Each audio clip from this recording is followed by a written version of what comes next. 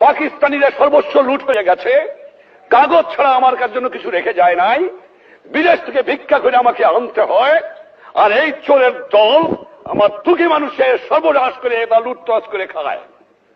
আমি শুধু এমার্জেন্সি দেই নাই, এবার আমি প্রতিজ্ঞা করেছি যদি 25 বছর এই পাকিস্তানি জালেমদের মধ্যে জিন্না থেকে আরম্ভ করে গোলাম মোহাম্মদ, চৌধুরী মোহাম্মদ আলী, আইয়ুব খান, এরিয়া খানের মধ্যে বুকের পর টান করে সংগ্রাম করে থাকতে পারি, আর আমার 30 লক্ষ লোকের জীবন দিয়ে স্বাধীনতা অর্জন করতে পারি, তাহলে পারবো না?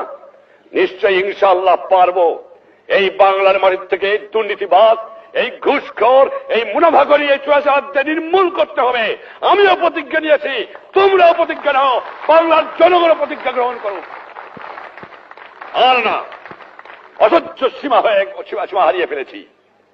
এই জন্য জীবনের যৌবন নষ্ট করি নাই, এই জন্য শহীদরা রক্ত দিয়ে যায় নাই যে কয়েকটা চোরাকারবারি, মুনাফাখোর, ঘুষখোর দেশের সম্পদ বাইরে বাইর করে দিয়ে আসে, জিনিসের দাম গুদাম করে মানুষকে না খাওয়া মারে। উৎখাত করতে হবে বাংলার বুকের থেকে এদের। দেখি কতদূর তারা টিকতে পারে। চোরের শক্তি বেশি না ইমানদারের বক্তব্য, সেইটাই যেমন প্রমাণ হয়ে যাবে। অন্যায়ের বুক কাছে কোনদিন মাথা নত করি নাই। বারবার পাকিস্তানি আমাকে ফাঁসি দিতে চেয়েছে, বারবার বুক টান করে আমি দাঁড়িয়ে রয়েছি, কারণ আল্লাহ আমার সহায় ছিল, বাংলার জনগণের আমার দোয়া ছিল, এখনো সেই দোয়া আছে।